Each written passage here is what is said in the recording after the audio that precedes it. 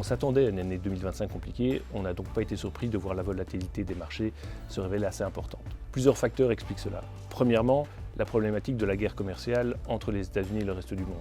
Depuis le début de l'année, les tensions ont amené effectivement les acteurs de marché à être assez inquiets quant à l'évolution à la fois des économies européennes et américaines. Deuxième facteur, les déficits budgétaires. Des deux côtés de l'Atlantique, la situation des États est compliquée. Troisième facteur, l'exceptionnalisme américain. Des questions sont en effet apparues concernant la résilience de l'économie américaine et de sa capacité à continuer sur sa lancée de surperformance par rapport aux autres économies mondiales. Quatrième facteur, l'évolution des politiques des banquiers centraux. Effectivement, des questions sont arrivées tout au cours de l'année concernant la volonté des banquiers centraux de baisser les taux et de soutenir les économies, en particulier aux États-Unis. Dernier point, l'intelligence artificielle. Tout au cours de l'année, la question s'est développée de savoir si l'intelligence artificielle était une bulle spéculative ou pas. Et effectivement, cela crée énormément de volatilité et de pessimisme par instant sur les marchés financiers.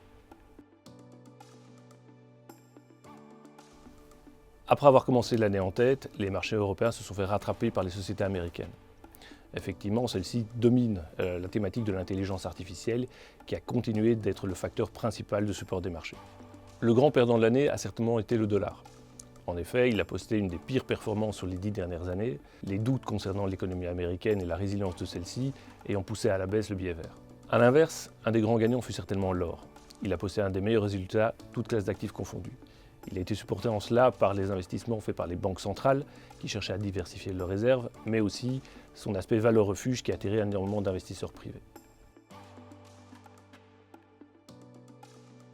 Les attentes en termes de croissance, tant en Europe qu'aux États-Unis, vont rester modérées.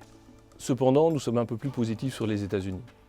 En effet, deux facteurs devraient supporter l'économie américaine. Premièrement, la Fed, la Réserve fédérale américaine, qui reste attentive à l'évolution du marché de l'emploi et n'hésitera pas à intervenir si l'économie américaine devait faiblir.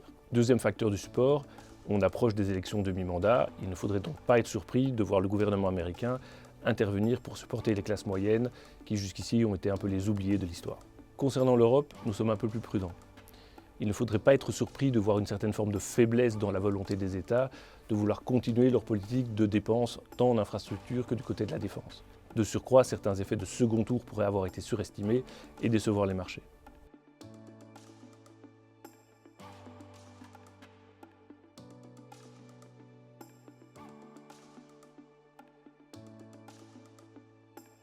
Alors, la thématique de l'intelligence artificielle devrait continuer à dominer les marchés. Cependant, considérant les valorisations, il peut être intéressant de commencer à diversifier ses positions en dehors des créateurs d'intelligence artificielle ou des infrastructures reliées à sa production. Dans ce cadre, il devient intéressant de considérer des sociétés qui vont bénéficier de l'implémentation de l'intelligence artificielle qui devrait leur permettre de diminuer leurs coûts et de facto de booster leurs profits. À ce jeu, même si les sociétés américaines devraient continuer à dominer la thématique, on pourrait trouver quelques bonnes idées en Europe et dans le reste du monde. On pense en particulier au secteur de la finance qui devrait être un des principaux bénéficiaires dans l'optimisation et la gestion de ses coûts avec l'utilisation de l'intelligence artificielle. De même, la Chine devrait tirer son épingle du jeu. En effet, la volonté politique de positionner le pays comme un des leaders dans le domaine de l'intelligence artificielle devrait supporter les entreprises et les investissements reliés à la thématique.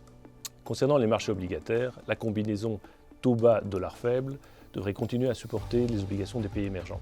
Celles-ci ont déjà connu un beau parcours en 2025, mais celui-ci devrait se poursuivre au cours de l'année 2026.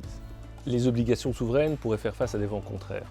D'un côté, les banques centrales, toujours prêtes à soutenir l'économie si celle-ci devait montrer des signes de faiblesse, mais de l'autre, le risque inhérent à l'évolution des déficits budgétaires tant en Europe qu'aux États-Unis. Quoi qu'il en soit, avec les tensions internationales, les obligations souveraines pourraient rejouer un rôle diversifiant dans un portefeuille multiclasse d'actifs. Peut-être un actif à considérer. Vous l'aurez compris, 2026 s'inscrira dans la continuité de 2025. De la volatilité et une thématique sur l'intelligence artificielle toujours bien présente. N'hésitez pas à nous contacter si vous êtes intéressé pour en savoir plus et pour obtenir la documentation complète concernant notre vision 2026.